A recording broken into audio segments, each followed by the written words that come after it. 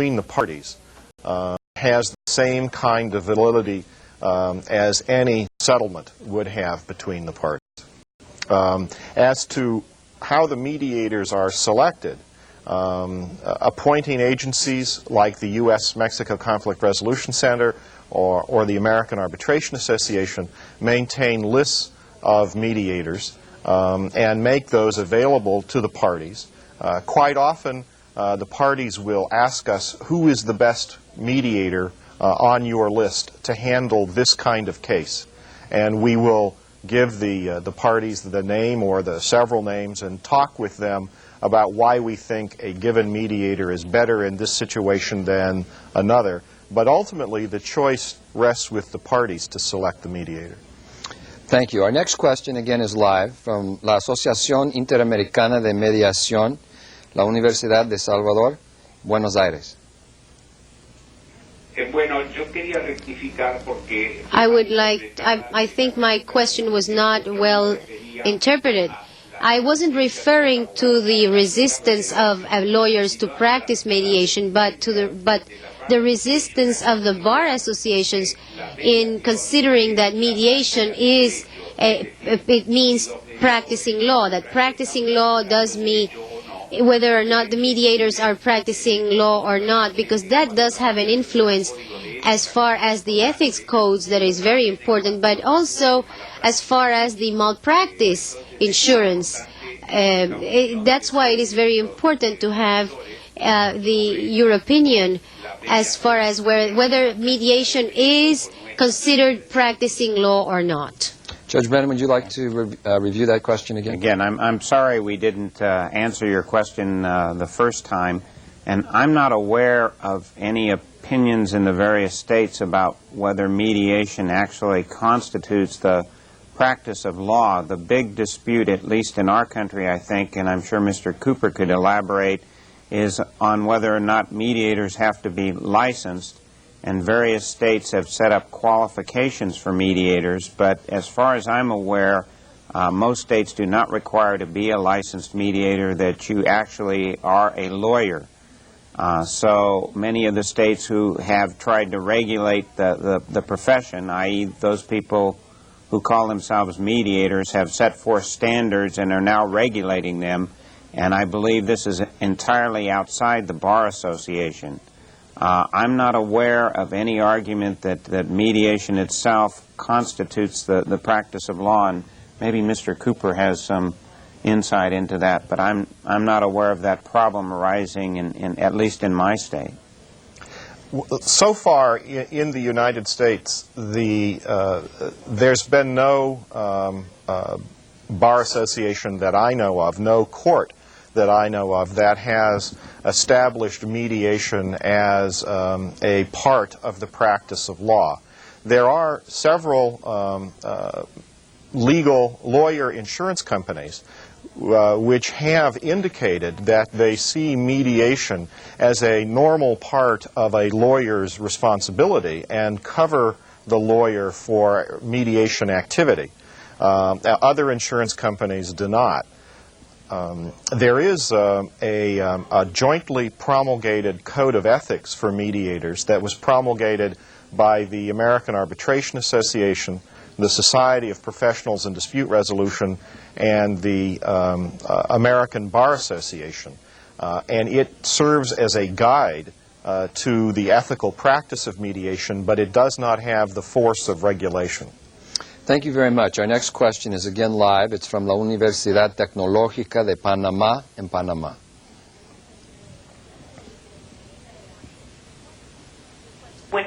Good morning. The question is the following. What, in your experience, within the healthcare system, what kind of experiences have you had in mediation, for instance, when it's the legal medical issues? Mr. Cooper? Well, thus far, our experience in this country, in the United States, has been in the healthcare area. Alternate dispute resolution has taken the form of arbitration in the main. Mediation is beginning to be used, but most contractual relationships between patients and healthcare providers, when they refer to alternative dispute resolution, refer to arbitration as opposed to mediation. Judge Brennan? All I can say is in the court system, many times we'll have medical malpractice suits where a doctor or a hospital is being sued.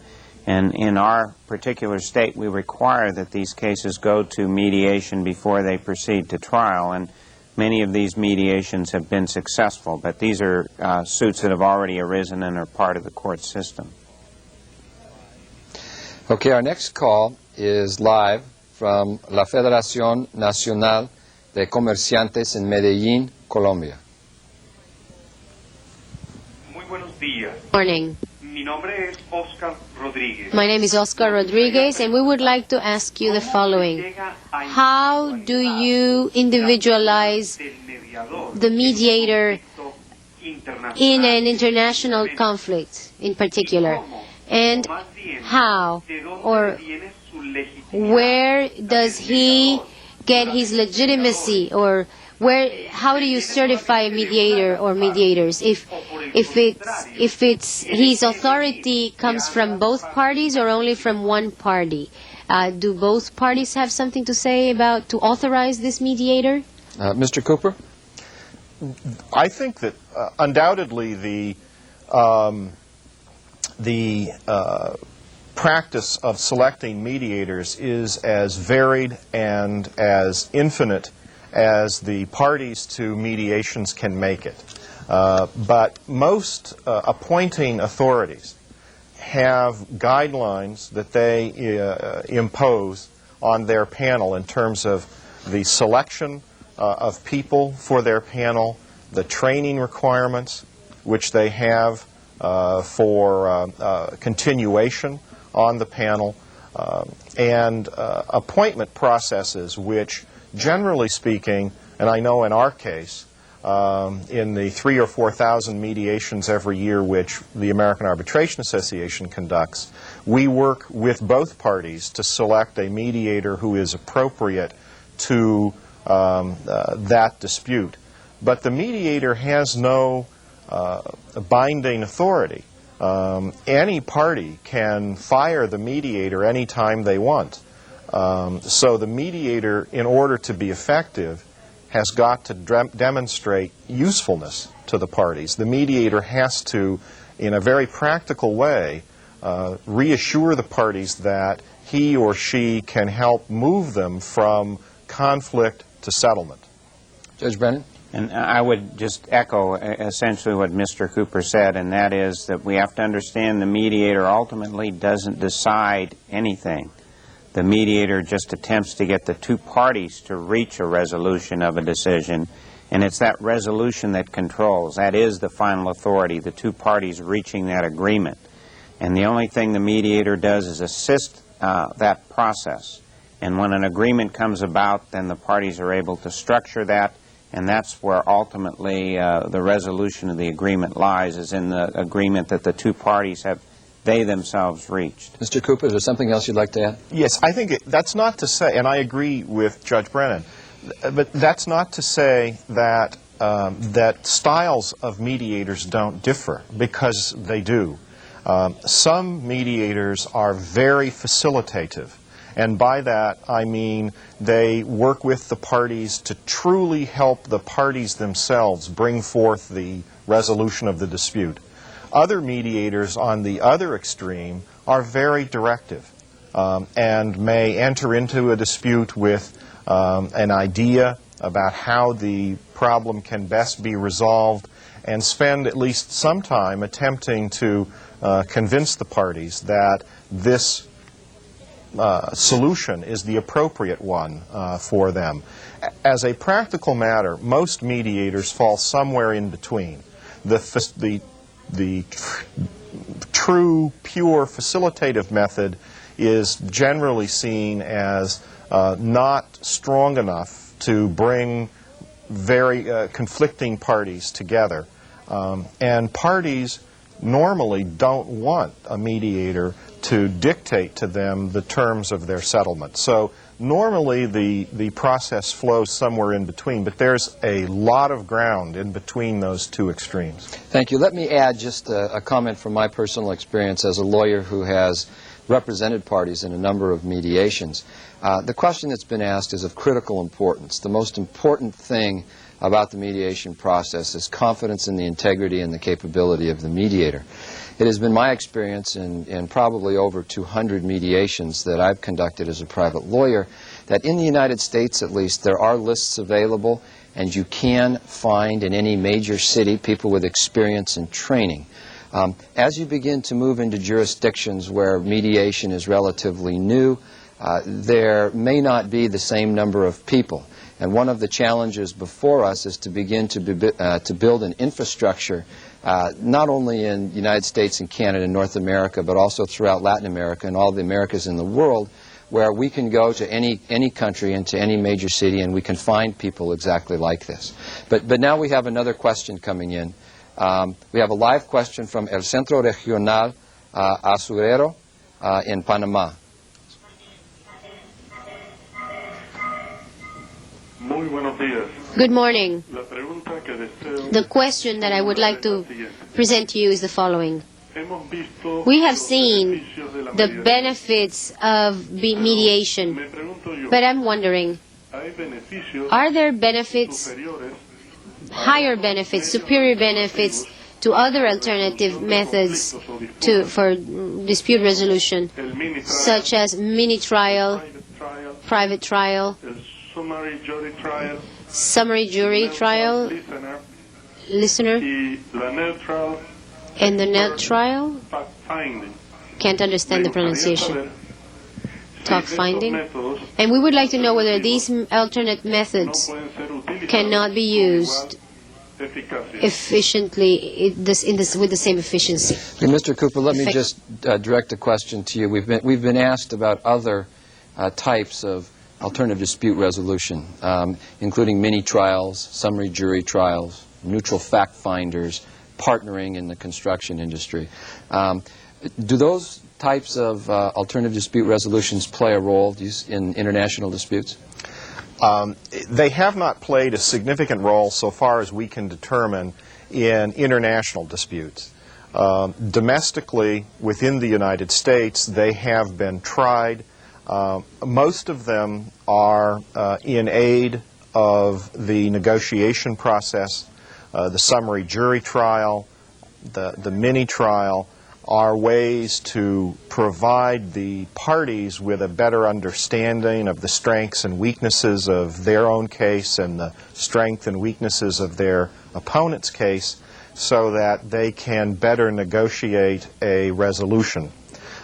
They have not, over the course of the last 10 years, proved as popular as either arbitration, which is the overwhelmingly most popular form of alternate dispute resolution, or mediation, which is the fastest growing alternative dispute resolution technique. And as I say, most of them are in aid of the negotiation process. In our state, we've had much success, again, within the state with some of these processes, such as mini trials and summary jury trials. But I would agree with Mr. Cooper that, again, mediation and arbitration are the two most successful alternative dispute resolution techniques. As far as internationally, I would think you would want to start off with a mediation, and if for some reason you couldn't resolve your dispute within that context by the parties agreeing themselves, then maybe you could agree to a more formal process such as arbitration or even a summary jury trial. And of course, maybe you could agree to set up that process after the mediation failed. But I'm not aware of any experience in those areas. And again, I want to emphasize that I always think that the best process is mediation, and that's why it should be concentrated on first. Thank you for your excellent questions. We will now begin with Module 3, an interview with Judge Harry R. McCue, where he explains some of the details and characteristics of an effective mediation session. Judge McCue is the retired Chief Judge Magistrate of the United States District Court for the Southern District of California. He received a Bachelor's of Science degree from MIT in 1952 and a Juris Doctorate from the University of San Diego in 1966. He has extensive experience in engineering and legal consulting, was appointed United States Chief Magistrate for the Southern District of California in 1970, and retired from that position in 1993. His many years of support for alternative dispute resolution methods, including mediation, has produced millions of dollars of savings for numerous public agencies and private companies. His interdisciplinary training and experience have made him a highly respected figure in the field of negotiation and conciliation throughout the United States. He maintains a private office in San Diego where he offers mediation services to public and private parties. On a personal side, I have used Judge McCue in numerous cases in which I have represented one of the parties. I believe he has a 100% settlement record in those cases, some of which involved multiple parties, numerous mediation sessions, and millions of dollars in disputes. Listen to what Judge McCue has to offer after many years of experience in the field.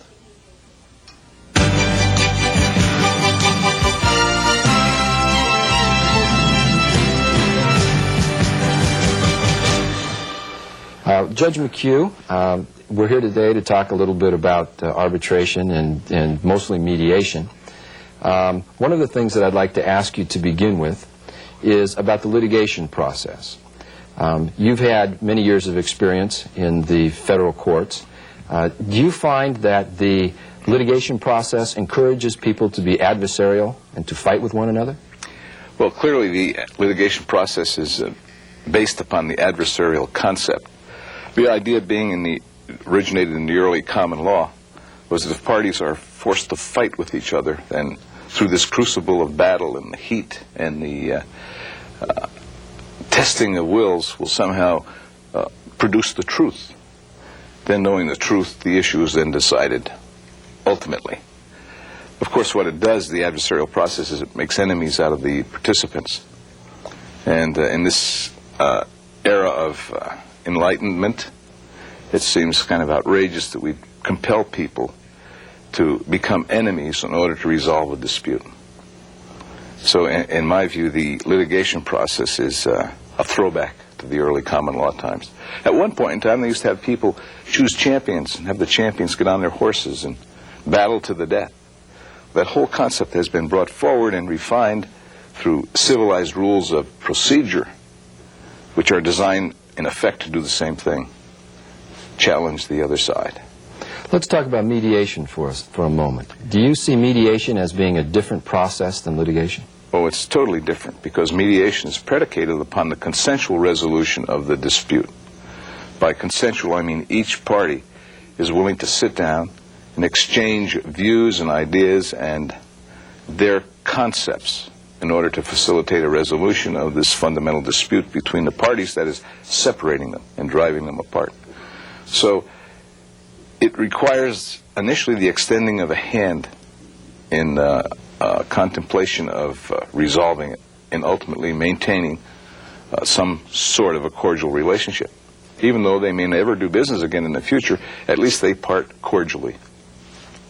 One of the things that we notice is that many times people do have to do business together in the future, that there is an ongoing relationship that needs to be maintained. Is that an important factor to know in a mediation?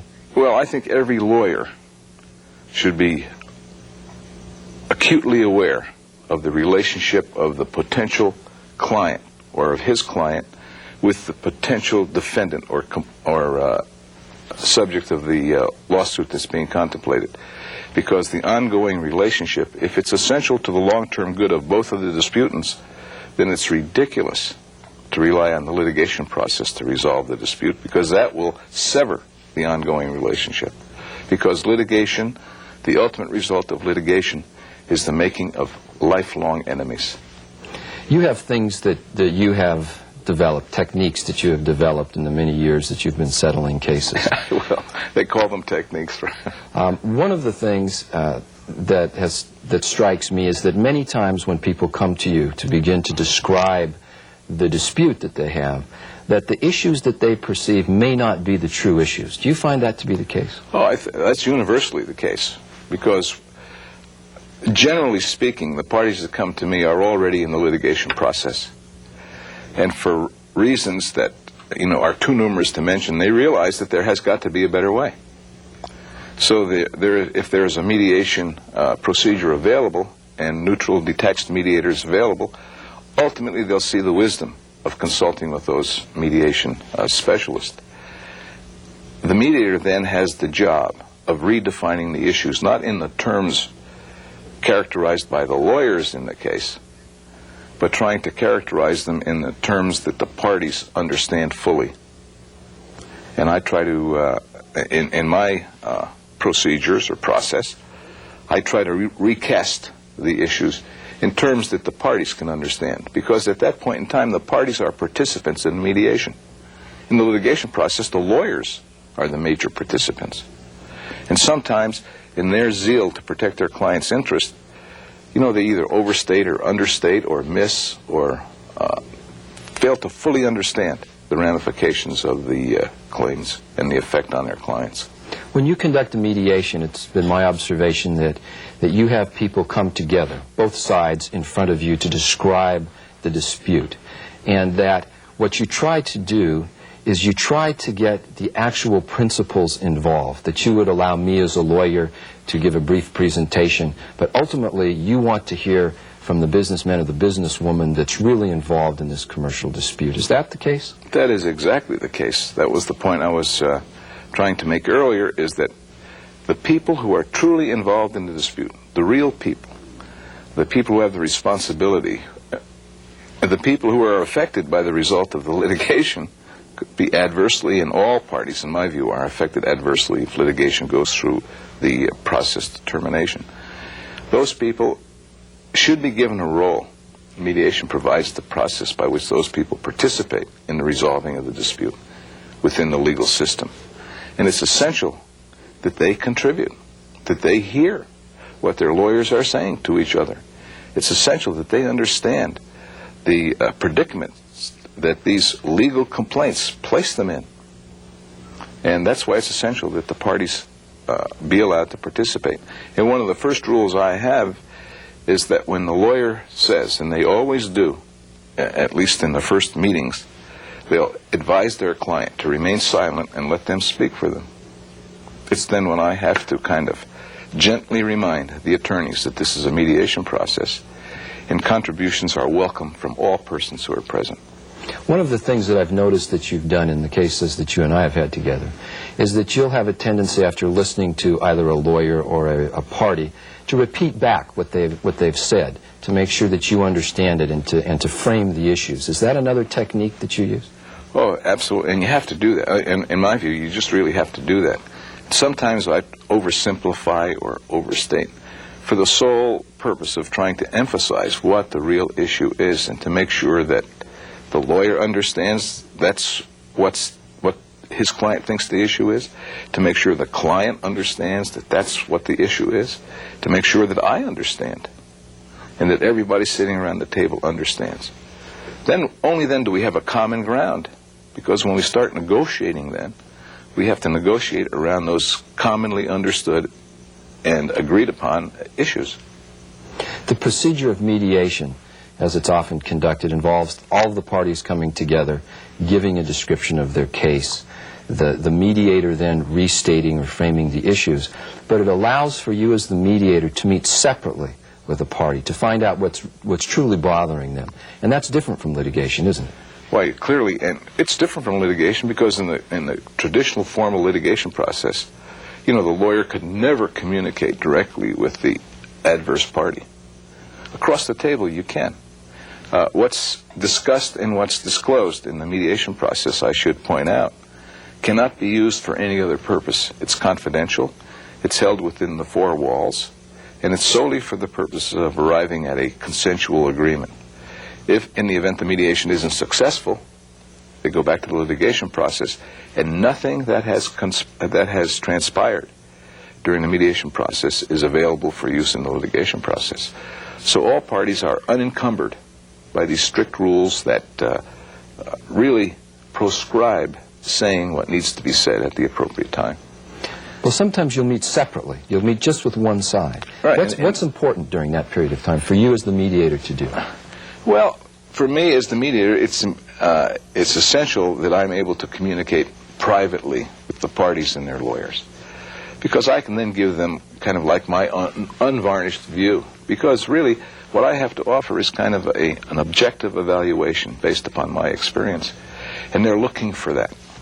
Frequently, the lawyers and the parties are looking for this unvarnished view, and I attempt to give them that and to evaluate it for their benefit, so that they can understand what an independent third party would think of their position and the facts in the dispute.